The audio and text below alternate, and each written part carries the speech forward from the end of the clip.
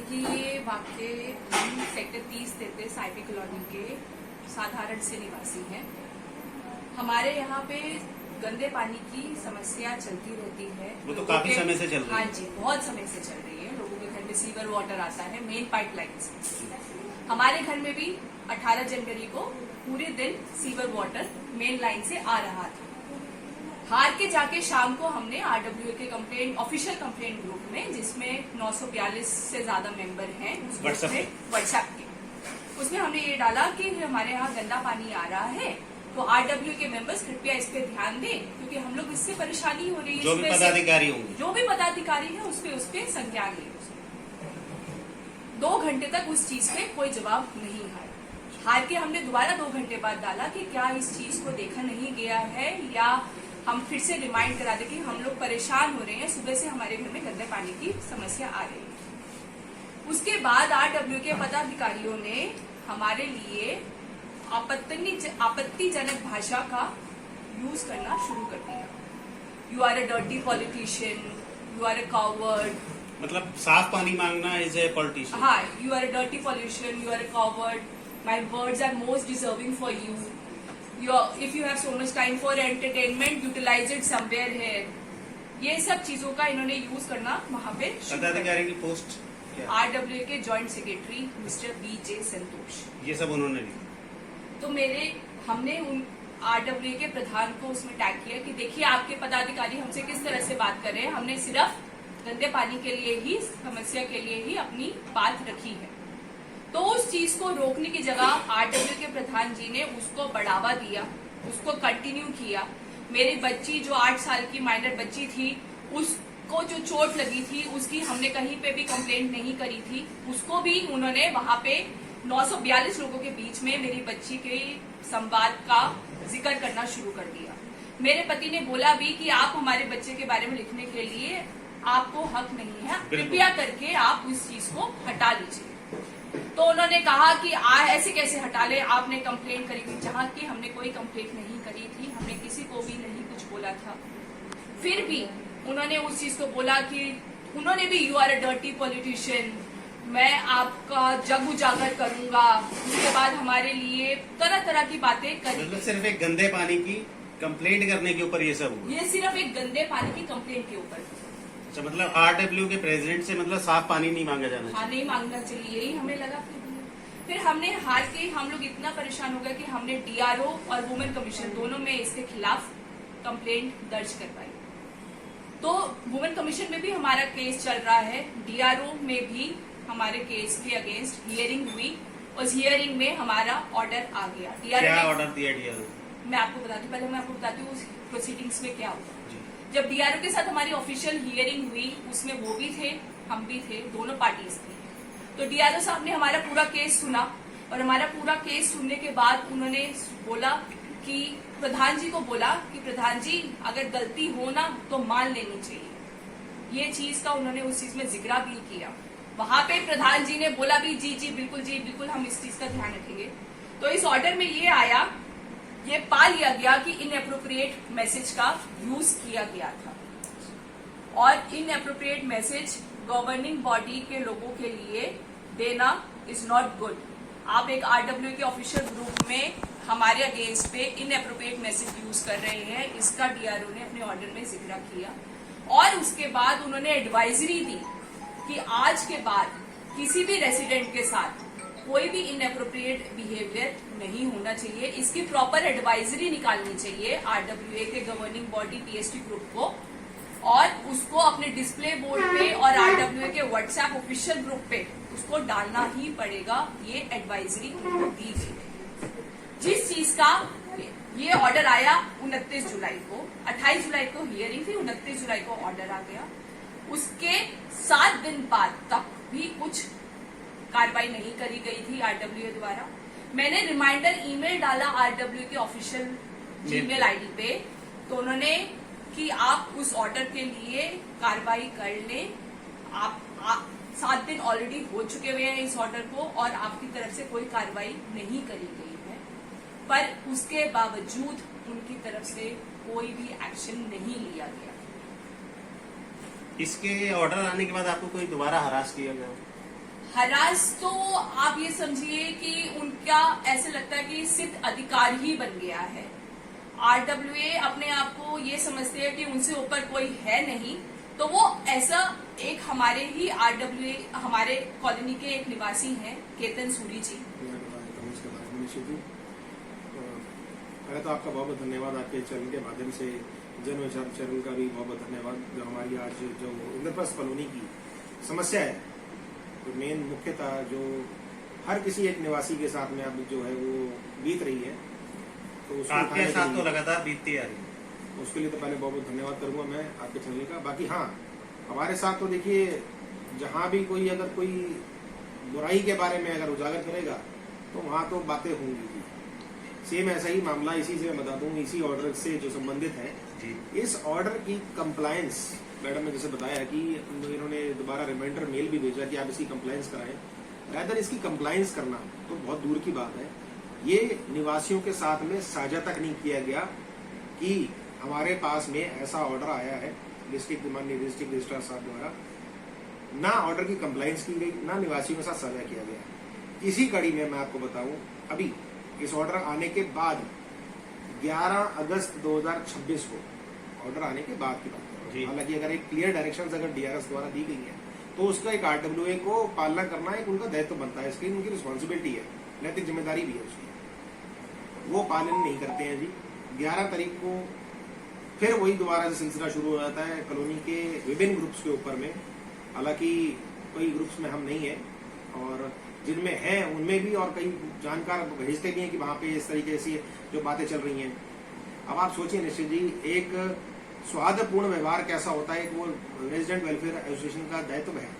अगर उसके बाद भी वो नहीं निभा रहे तो उनको डिस्ट्रिक्ट रजिस्ट्रार भी निर्देशित कर रहा है कि आप ये करें। उन व्हाट्सएप ग्रुप्स पे निवासी यानी कि मैं, मेरे को लेकर चर्चाएं चल रही हैं। गद्दार, देश का गद्दार, देश का गद्दार नहीं कॉलोनी का गद्दार, ठीक है जी। फिर उसके बाद में चर्चा हो जाती है जी हुक्का पानी बंद कर देते हैं अगर पुराने समय में रह रहा होता है, इसकी किस्मत अच्छी है। तो इस प्रकार की बातें आरडब्ल्यूए का दायित्व है कि आप इनको करने से रोकें, रेदर देन खुद ही आरडब्ल्यू के पदाधिकारी, सम्मानित पदाधिकारी कहूंगा मैं, उनको सम्मान मिलना चाहिए। उनको सम्मान इस चीज के लिए मिलना चाहिए कि आप निवासियों के साथ क्या कर रहे हैं। वो रेदर उनको रोकने के बजाय और शय दे रहे हैं कि हाँ जी सर ये मतलब एक तरीके की शाही हुई, नहीं रोका जा रहा। गद्दार कह रहे कुछ गलत तो किया होगा ना सर बिल्कुल किया जी, हमने गलत ये किया कि उनकी नाकामियों को उजागर किया। अब नाकामियां उजागर हो जाती है तो गद्दार कहलाना, हालांकि आरडब्ल्यू ने नहीं कहा, ये मैं आपको फिर बता दूं, ये आरडब्ल्यू के ग्रुप्स में अदर निवासी कह रहे हैं। और क्यों कह रहे हैं कि आरडब्ल्यू ने कोई भ्रामक कोई संदेश जारी किया, उसके बाद लोग जो है इंस्टिगेट हो गए। तो इस ऑर्डर की बात जो है वो यहाँ है कि इस ऑर्डर की माननीय डीआरएस द्वारा ये ऑर्डर पारित किया गया, उसके बाद भी उनके ऑर्डर की कंप्लायंस नहीं हो रही है। तो ये सिद्ध करता है अपने आप में कि ना हम कानून को मानते हैं, ना हम डीआरएस को मानते हैं, ना हम किसी निर्देशों को आदेशों की पालना करते हैं। तो ऐसे में आम इंसान कहाँ जाएगा निश्चित जी, आप बताएं। शहर के अंदर कोई लॉ एंड ऑर्डर नाम की चीज है? एक आम आदमी सिर्फ एक जो कॉम्पिटेंट अथॉरिटी है वहीं तक जा सकता है, तो हम वहीं गए और वहीं जाकर जो है अब आदेश आए हैं। हालांकि ये एक चीज थी। अब सेकंड चीज पे आ जाते हैं हम। मैडम के केस के बाद सेम टू सेम आरडब्ल्यूए द्वारा एक मनमानी करी जा रही थी। क्या मनमानी ये है जी कि हमारे यहाँ पर पहली बात तो जो आरडब्ल्यूए का दायित्व है लोगों की मेंटेनेंस, लोगों की समस्याएं सबको एक कोलैबोरेट करके एक साथ एक साझे मंच पे लाना, जिसके लिए एक जीबीएम एजीएम होती है। जीबीएम हमारे यहाँ पर जनरल बॉडी मीटिंग जो है वो पहले 25 अप्रैल के लिए रखी गई थी कि 25 तारीख को होगी। उसमें भी हमें आपत्ति थी कि ये जो प्रक्रिया है बेसिकली जो है वो प्रॉपर तरीके से हो, वीडियोग्राफी के साथ हो और हमारे साथ में एजेंडा शेयर किया जाए, कि हमारे साथ एजेंडा शेयर नहीं किया गया था। हमें शक था कि ये मेंटेनेंस राशि जो है वो अपनी मनमाने तरीके से बढ़ाएंगे और सेम वो हुआ भी। डीआरएस साहब ने ऑर्डर दिया, उसके बाद भी इन्होंने उस ऑर्डर की कंप्लेंस नहीं करी, ना एजेंडा हमारे साथ में शेयर किया गया तो वो जीबीएम के दौरान पीपीटी के माध्यम से खानापूर्ति के तौर पे कर दिया और बाकी जो विस्तृत एजेंडा था वो नेक्स्ट डे किया गया। आपको बताऊं 25 तारीख की जीबीएम जो है वो इन्होंने ना करके 26 तारीख को जूम मीटिंग रख दी थी एकाएक 25 तारीख की जो मीटिंग है सब तैयार है उसके लिए, आना है। स्थान आपने बताया है, सिर्फ समय और स्थान के साथ में आपने चेंज कर दिया जी, हम 26 को करेंगे। अब लोग पूछ रहे हैं जी बताइए ये 26 को कहाँ करना है। 26 तारीख को इन्होंने जीबीएम जो है वो ऑनलाइन जूम मीटिंग से करी। जूम में अब आप देखें कोई निवासी बूढ़े भी हैं, कई पढ़े लिखे हैं, कोई नॉर्मल है, उनको नहीं आएगा जूम में करना। 962 लोग इन्होंने अपने एजेंडा जो इन्होंने पीपीटी शेयर किया था उस दिन जीबीएम की जो ऑनलाइन मीटिंग थी उसके अंदर 962 एक्टिव मेंबर्स दिखाए उन्होंने। और जीबीएम का एक रूल है कि जिसके अंदर कोई मीटिंग आप करते हैं तो 40% जो है आपके कोरम जो है पास होना चाहिए। तुरंत मीटिंग के बाद हमने आपत्ति दर्ज कराई कि जी इस मीटिंग के अंदर कुछ ऐसी बातें हैं जो पब्लिक हित में नहीं है। वो ये है कि मेंटेनेंस राशि सबसे बड़ी जो चीज होती है जिससे कॉलोनी या कोई सोसाइटी जिसका विकास होता है वो मेंटेनेंस राशि से होता है। अब एकाएक मेंटेनेंस राशि में 80% की बढ़ोतरी ये कहां तक सिद्ध करती है? पहले कितनी थी और अब कितनी कर? पहले 500 थी, उसके बाद में 900 कर दी गई, सीधा 900 और 80% का हाइक कर दिया तिमाही। हर क्वार्टर वो नोटिस जारी किया, उसके लिए मैं आ रहा हूं। अब आप देखें ये कहते हैं जी हमने कोरम पूरा था हमारी जीबीएम मीटिंग के अंदर। जीबीएम मीटिंग में कोरम पूरा नहीं था। एक जगह नहीं कहा इन्होंने, कई बार कहा कि जी हमारा कोरम जो है वो पूरा है। पहला तो इन्होंने कहा 18 मई को, ये 18 मई को इनका पत्र है जिसके अंदर इन्होंने लिखा है कि 199 का प्रतिभागियों ने भाग लिया 962 में से 199 भाग ले रहे हैं, तो आप सोचें कहां से इसका कोरम पूरा होगा। फिर मई के बाद में अप्रैल में, उससे पहले अप्रैल में भी इन्होंने यहाँ पे लिख दिया जी कि हमारे पास में यहाँ पर 192 लोगों ने जो है वो इसके अंदर भाग लिया है। और मेंटेनेंस राशि के लिए कहीं भी किसी भी लेटर में कहीं नहीं था कि मेंटेनेंस राशि बढ़ाई जाएगी, कोई भी एजेंडा में इनके मेंशन नहीं था, कुछ नहीं था जी। इसी को लेकर 28 अप्रैल को मेरी शिकायत की गई। शिकायत पर 2 बार हेयरिंग हुई। तीसरी बार जो है माननीय डीआरएस साहब ने तथ्यों को सही पाकर ये ऑर्डर पारित किया जिसके अंदर स्पष्ट रूप से लिखा गया है, ये आपके चैनल के माध्यम से दिखा दूं, हमारे कॉलोनी के निवासी बहुत उत्सुक थे इस ऑर्डर को देखने के लिए, तो मैं आपको बता दूं कि ये ऑर्डर आज तक किसी भी निवासी के साथ में शेयर नहीं किया गया। लोग बार बार पूछ रहे हैं कि हमारे साथ में ऑर्डर शेयर किया जाए, ऑर्डर शेयर किया जाए। ये आरडब्ल्यू के पास भी गया है, अगर आप देखें गौर से तो ऊपर आरडब्ल्यू प्रेसिडेंट लिखा हुआ है। ये उनका दायित्व भी बनता था लोगों को दिखाना कि यह ऑर्डर हमारे पास में डीआरएस के द्वारा आया है, जिसमें स्पष्ट रूप से लिखा है कि जो जीबीएम थी उसे इनवैलिड करार दे दिया गया है due to non fulfilment of quorum. Quorum पास नहीं था इसलिए उसको इनवैलिड कर दिया। अब इनवैलिड का मतलब आप समझे निश्चित जी, अगर एक जीबीएम इनवैलिड लिस्ट हो जाती है तो उसमें पारित जितने भी आदेश, जितने भी रेजोल्यूशन है वो सब सिरे से खारिज हो जाते हैं। परंतु हमारी जो आरडब्ल्यूए है वो आज भी आपके चैनल से मैं फिर आप डीआरएस, माननीय डीआरएस महोदय, माननीय स्टेट रजिस्ट्रार महोदय और जो संबंधित प्राधिकारी है इस संबंध में उनको सूचित कर दूं कि आज भी इस एक और ऑर्डर की कंप्लायंस हमारी कॉलोनी में नहीं हो रही। तो ऐसे में निश्चित एक बड़ा सवाल भी उठता कि फिर ऐसे अधिकारियों के आदेश देना और ऐसे कार्यालयों में काम करने का क्या फायदा जब आपके ऑर्डर्स की वैल्यू नहीं रखी जा रही। और हम बार बार कह रहे हैं कि एक बार नहीं कई बार इस तरीके से ये गतिविधियां हो रही हैं, उसके बाद भी रोक नहीं लग रही। आज भी लोगों से 900 रुपए लिया जा रहा है। क्यों भाई, क्या लूट मचा रखी है? और अपने ही मनमर्जी तरीके से अगर आपने निर्णय लेने हैं तो फिर कार्यालयों की जरूरत ही नहीं है हमारे को। ये मालिक बन गए जी हमारे, तो हम तो अपने हाथ जोड़ के बैठे हैं। कभी भी कोई गाली दे दो, कभी भी कोई हमारे को इज्जत उछाल जाओ, कभी भी आप हमारे पे जजिया टैक्स लगा दो, हो गया जी।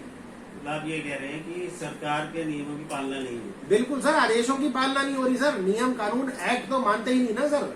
अगर एक्ट मानते होते तो डीआरएस प्रधान सबसे बड़ा आपका सर कानून से भी बड़ा लग रहा है मेरे को जी। सीधी सी बात है जी, कानून से भी बड़े लग रहे हैं। कानून नाम की चिड़िया तो मेरे को लगता नहीं कि यहाँ पे इस दफ्तर में कोई पर मारती होगी। आप निश्चित जी, आपके चैनल के माध्यम से बता दूं, लोग बड़े भ्रमित हैं। लोगों में यह असमंजस की स्थिति है कि आखिरकार क्या ऑर्डर आया है। आप निश्चित एक छोटी सी बात समझिए, ये ऑर्डर दिखाने में क्या एक आरडब्ल्यूए का क्या कुछ नुकसान हो सकता है जो आपके पास में स्पेसिफिकली ऊपर लिखा हुआ है कि टू प्रेसिडेंट और आपके आरडब्ल्यूए को भेजा गया है। तो आपका कोई आरडब्ल्यू का नोटिस बोर्ड होगा? सर नोटिस बोर्ड है बिल्कुल तो है। वहाँ पे लगना चाहिए हर नोटिस जो सर, भी आता है सर सरकारी व्हाट्सएप ग्रुपों के ऊपर में 50 अलग अलग तरीके के संदेश आते हैं, तो क्या ये लोग जब उसी व्हाट्सएप ग्रुप पे ये संदेश डाल डाल के पूछ रहे हैं, बार बार पूछ रहे हैं कि भाई हमारे साथ में साझा किया जाए, ऐसा क्या है आखिर इसके अंदर जो छुपाया जा रहा है। हो सकता है उनके फेवर में ना। सर ये इसलिए क्योंकि अपनी नाकामी कैसे शो करेंगे, जिसके अंदर स्पष्ट रूप से लिखा है जब आपकी जीवीएम निरस्त हो गई, जीवीएम निरस्त करने के साथ साथ में माननीय डीआरएस साहब ने आदेश भी दिया है कि इसके अंदर अगर इसके बाद भी कोई आप जीवीएम एजीएम करते हो तो उसमें प्रॉपर कंप्लायंसेस कानून की, एक्ट की और कोरम की जाए। ये है जी मामला पूरा। और सबसे बड़ी बात निश्चित जी, आज का चैनल एक समझ लीजिए एक जन विचार चैनल और एक आप है जो एक हमारी इंद्रप्रस्थ कॉलोनी में लोगों के लिए एक नजीर साबित करने जा रहे हैं। क्या क्या खुलासा है ये पत्र कॉलोनी के सम्मानित, ये आप देख लीजिए, आपके चैनल के माध्यम से दिखा दूं, सम्मानित निवासियों के साथ में छल किस प्रकार से किया गया, ये पत्र उसका जवाब है। क्या लिखा है इसमें? ये वो रेजोल्यूशन है जो हमारी आरडब्ल्यू ने पास किया है, जिसमें स्पष्ट रूप से लिखा है कि जीवीएम में आए मैक्सिमम लोगों ने इसके लिए बढ़ाने के लिए मेंटेनेंस राशि को स्वीकृति दी है, जबकि 199 के अंदर हम भी थे, हमने तो नहीं दी। जब हमारे सामने ये पेश ही नहीं किया गया, मेंटेनेंस की बात ही नहीं रखी गई, तो हम कैसे कहते हैं सर कि ये जेन्युइन है। दूसरी बात, इसकी सेंसिटी, ये हमारी मीटिंग हुई 26 तारीख को और ये लेटर बनता है 27 तारीख को, एक दिन बाद बनता है और एक दिन बाद तैयार करके 28 तारीख को डीआरएस ऑफिस में जमा कराया जाता है। किस प्रकार का छल कर रहे हैं आप लोगों के साथ में? मतलब आपने घर बैठे आपने कोई आज 900 हुआ है, मैं कह रहा हूँ कल को 2000 कर दोगे आप, कौन जिम्मेदारी लेगा? हमारे को बड़े हुए टैक्स या चार्जेस देने में कोई गुरेज नहीं है। सुविधा भी तो होनी चाहिए। 2000 बढ़ा दो, कम से कम लोगों को संवैधानिक तरीके का मौका तो दो, उनके आगे पेश तो करो, वो बात तो रखो कम से कम कि हाँ जी हम बढ़ाने जा रहे हैं और इसके अंदर हम इस प्रकार से बढ़ाएंगे। और रही फैसिलिटीज की बात, तो बाकी सारे निवासी बैठे हैं जी, आप उनसे एक बार पूछ लीजिए क्या क्या फैसिलिटीज मिल रही है और उनसे वो जानकारी आपको दे देंगे। मतलब पूरे फरीदाबाद में आपकी आरडब्ल्यू सबसे अलग है। सर देखिए, जो कानून नहीं मान रहा तो आप समझ सकते हैं कि वो अलग ही हुई, जो कानून से भी ऊपर है।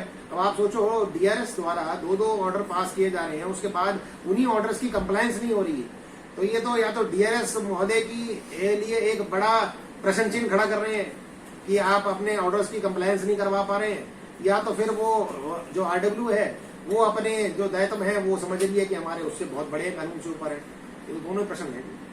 मतलब दुविधा कहाँ? दुविधा भी सर, आम आदमी हमारी कॉलोनी का दुविधा में फंसा हुआ है जी। आम आदमी तो हर बार पिसता है। बिल्कुल सर, पिस ही रहा है, जाए तो जाएगा। हमारे साथ में पूर्व प्रधान हमारे जो हमारे देवी भारद्वाज जी हैं, आप इनसे पूछ लीजिए दुनिया में क्या पे। इनके समय में हमने तब भी देखते आ रहे हैं, तब से इनके समय तो ऐसी कभी कोई बात नहीं। मैं आपके चैनल के माध्यम से बताऊं, देखिए प्रधान और आरडब्ल्यू बदलते रहेंगे समय समय, परंतु उनका काम जो है ना जनता के हित में होता है, ना कि जनता को परेशान करना। और निश्चित जी आज जो चल रही है स्थिति वो बहुत खराब चल रही है। आप कोई सच उजागर करोगे, आपको इस साथ में लिंचिंग स्टार्ट कर दी जाएगी, आपकी छवि खराब कर दी जाएगी, आपके खिलाफ बकायदा आपके घर परिवार पे कंप्लेंट कर दी जाएगी, आपके कारोबार को लेकर कंप्लेंट कर दी जाएगी, मतलब झूठे आरोप। और जब इससे पेट ना भरे तो आखिरकार क्या होता है, एक कोर्ट केस का दबाव डाल दिया जाता है। मतलब आपके कोर्ट केस भी हो गए? हाँ जी सर, चल रहा है, खत्म हो गया सर। सूत्रों के हवाले से खबर मिली है जी, हमारे कोई नोटिस आया? सर सूत्रों के हवाले से खबर है जी कि हमारी आरडब्ल्यूए के सूत्र तो सम्मानित भी हो जाते हैं। नहीं सर, हम पुख्ता जानकारी रखते हैं जी। हमारे माननीय प्रधान जी ने जो है वो हमारे ऊपर में केस भी करा है और हम उसको स्वीकारते भी हैं और बिल्कुल पुख्ता तरीके से कानून का पालन करते हुए कानूनी तरीके से उसका जवाब भी दिया जाएगा। पर एक बड़ा सवाल है, क्या अब आरडब्ल्यू का काम वेलफेयर से हटके लोगों को परेशान करना रह गया, निवासियों को मतलब प्रताड़ित करना रह गया? आप अच्छा, ये कोर्ट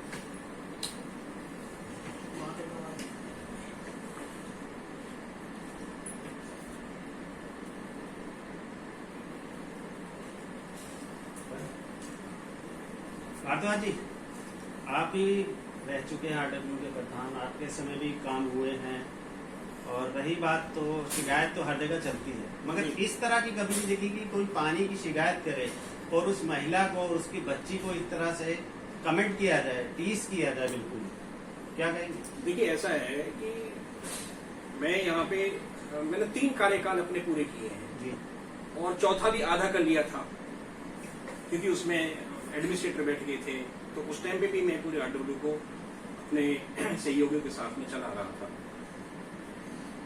यहाँ पे अब जो हो रहा है महिलाओं के साथ में नहीं, बच्चों के साथ में, बुजुर्गों के साथ में, सीनियर सिटीजन के साथ में कोई ऐसा व्यक्ति नहीं है जिसके साथ में इन्होंने दुर्व्यवहार नहीं किया हो। हमारे यहाँ शोभा पे देता है आरडब्ल्यू को ये सब करना। आरडब्ल्यू तो जो है ऐसा सोच ही नहीं सकती। यहाँ पे बदले की भावना के साथ में कार्य हो रहा है। या तो इनकी जी हजूरी करो, जो ये कह रहे हैं उसमें साथ दीजिए। अगर किसी ने क्वेश्चन कर दिया कि आप गलत कर रहे हैं तो वो देशद्रोही है। अच्छा, हाँ, वो कह रहे हैं ये इससे बड़ा कोई देशद्रोही नहीं है, गद्दार है, देशद्रोही है, और जो है ना क्या कहते हैं इसका करेक्टर ऐसा है, परिवार के ऊपर में जो है ना क्या कहते हैं अपेक्ष लगने स्टार्ट हो जाते हैं।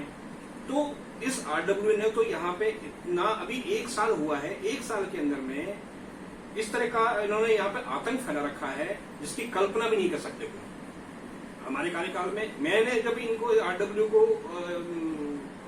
जबरदस्ती बैठे थे, इलेक्शन भी नहीं हुआ था, जी ठीक है ना, तो जबरदस्ती कुर्सी पे बैठे ये, उस टाइम पे भी मैंने इनको 11 लाख रुपए का फंड दिया था आरडब्ल्यू ने, मात्र वही 600 रुपए में जो थे, ठीक है ना, 500 रुपए वो उसके होते थे और 2100 रुपए साल में मान लीजिए आप उसको।